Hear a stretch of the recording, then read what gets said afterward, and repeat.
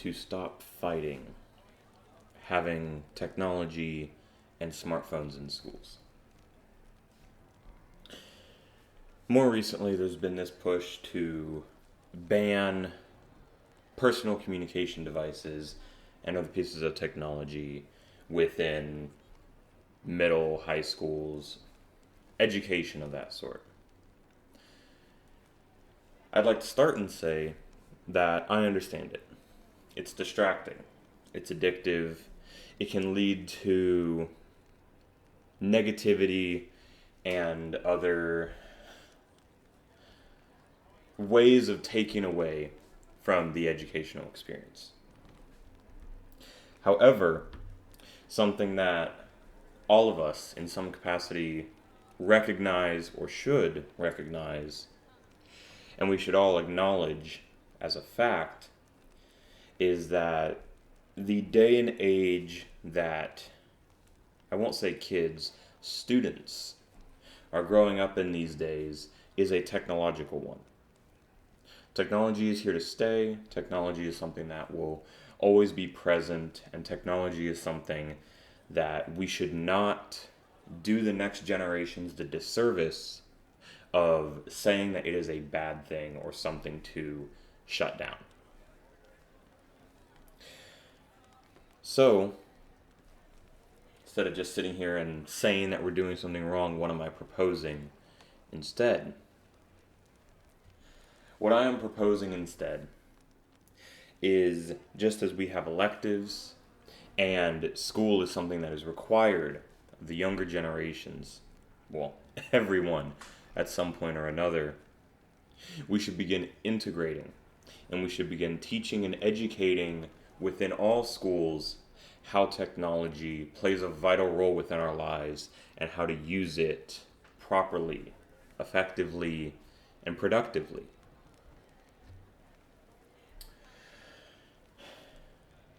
The first step here that I would recommend, or that I would like people to consider, is instead of banning phones in schools, let's have a dedicated technology course for everyone. And perhaps it's just one course that you take 1 year in a very specific or vital year. Let's say your freshman year of high school or your sophomore year of high school. Perhaps even earlier than that, in middle school. I recently got a new phone, and the capability and capacity of it blows my mind, even. The ability for the assistant on a phone to schedule calendar events, turn on focus modes, and other related things is mind-boggling to me. It's seamless. Took me mere days to get used to it. And it's something that I genuinely believe the younger generation and everyone else can benefit from. This is something that we should teach. So within this technology course, why not begin teaching students, you have, let's say, an iOS device or you have an Android device, and go step by step and say, today's class we are going to focus on how to set up focus modes. That is the goal of today's class. And go through, and every student who has a smart device goes through and sets up a focus mode for one aspect of their life. Maybe it's studying. Maybe it's school.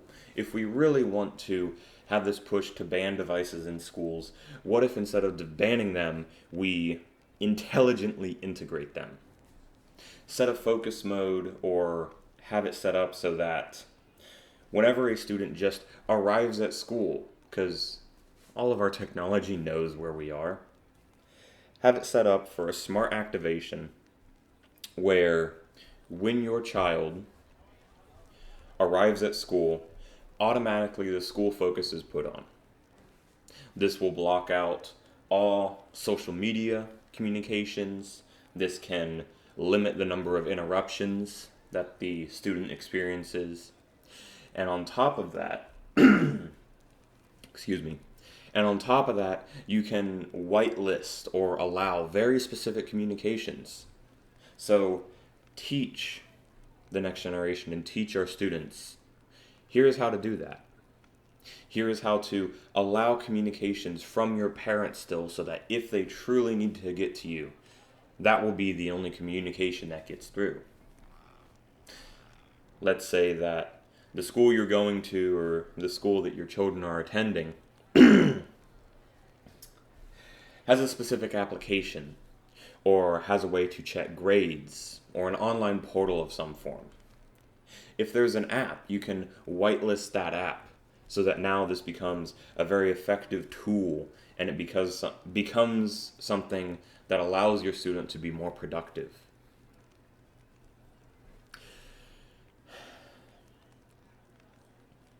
In another capacity, think about it this way.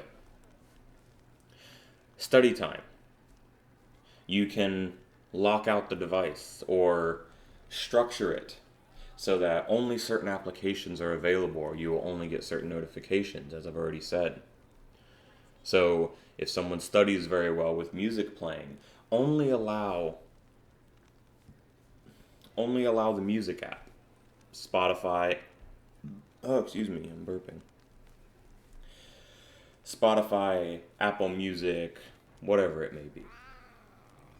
And again, you can set it so that, yes, you can allow, parental units to still have their notifications come through, or even then, you can lock that out. And you can say, you know what, no notifications at all from anything. This is study mode. This is intentional. Why are we still fighting this? Why are we still pretending and not setting up the next generation for when they hopefully go to college? Because as soon as you get into college, you're just expected to know these things, to understand that these are the resources available to you. You're expected to already understand time management, how to structure your day-to-day. And from my own experience, albeit many, many years ago, almost a decade now, from my own experience in high school, we are not doing that. We are not setting up the next generation to be productive, to utilize these supercomputers in our pockets. We simply aren't. At an even more basic level, I had a finance course, which I was eager to take. I wanted to understand, okay, this is how to prepare. This is how to set up for the future. This is how to be smart with my decision making. How to be smart with my decision making, and how to financially prepare long term. And everything I did in that course was the literal worksheets that I had in my algebra course, just staggered by a week or two.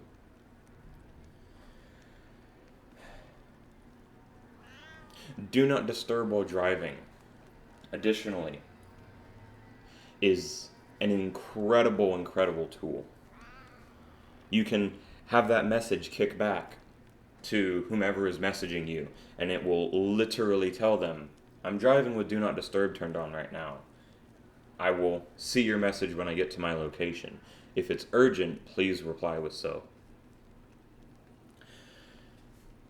How many times are you sitting at a stoplight, paying attention and look around, and of the 12 vehicles that you can see, how many people have their head down or are distracted by their phone?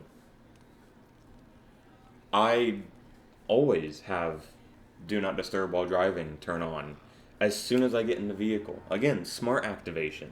It just makes sense. It's already built in. It's already there with an integration that we will already be using Apple CarPlay, Android Auto.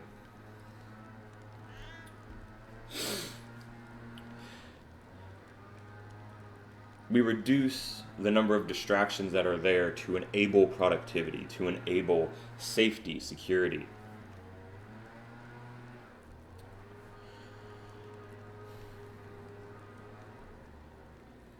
If a concern is that, oh, I can't send a text or get a communication through on a long drive or on a road trip when I truly need to, I promise you, the assistant on your phone can help you with that, can drive that. It can tell you if you've missed communications. It can schedule on your calendar, as I've already said. It can remind you when you get to a destination. And yet so much of what I see when I go out and about, when I traverse the streets, I would say, unfortunately, because so many people drive distracted. They have their phones up on the steering wheel, and they're these massive devices now. They're almost 7-inch screens. They unfold. These are insanely powerful tools, and we are not educating on how to use them effectively.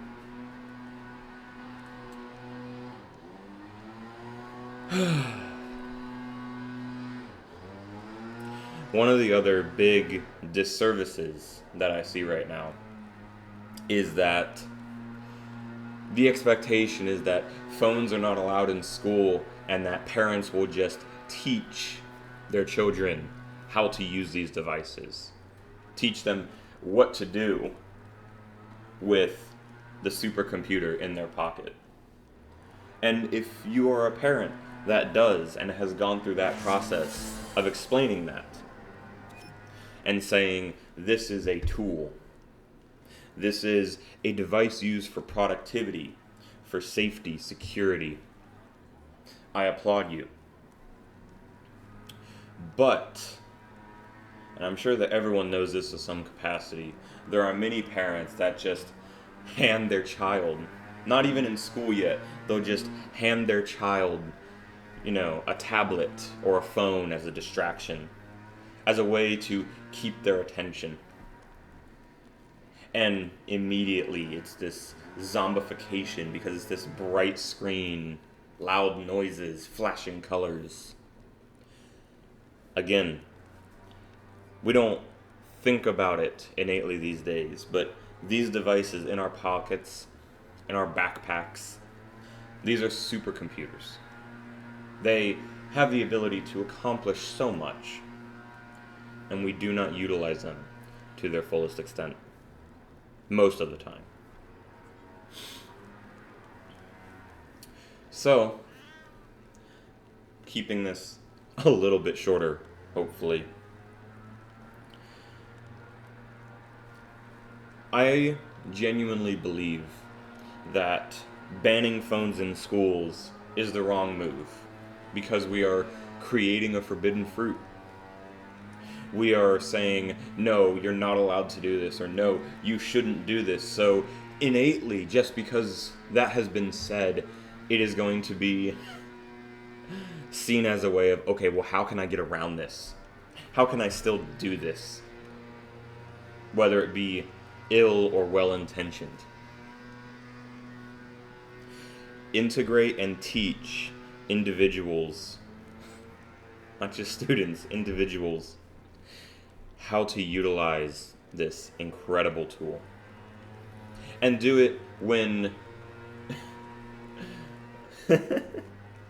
do it in the environment where we are expected to learn. Do it in the environment where setting up for life is supposed to be the focus, where teaching the next generation and educating how to be a productive individual should be the focus, is it not?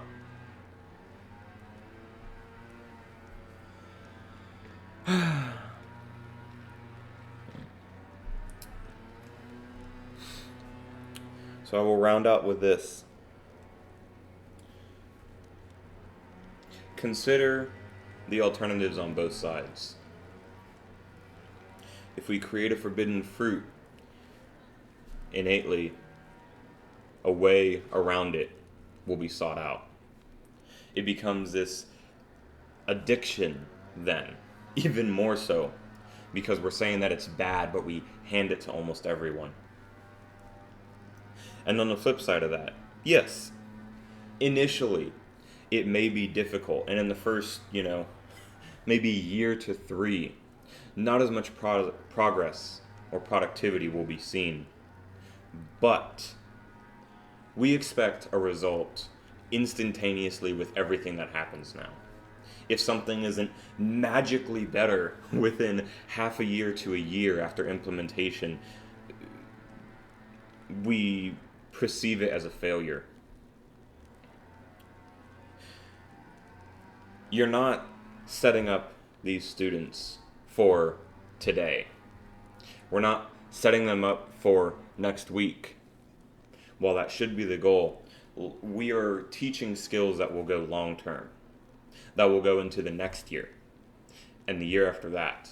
And when they get to college and when they graduate college and go into the workforce and are a full-time employee, that is what we should be teaching, reinforcing, and focusing on.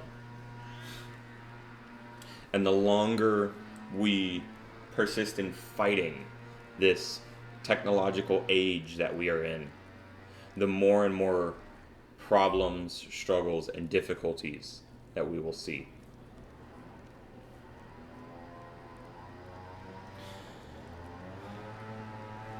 As always, if you have stayed throughout the duration of this, I appreciate it.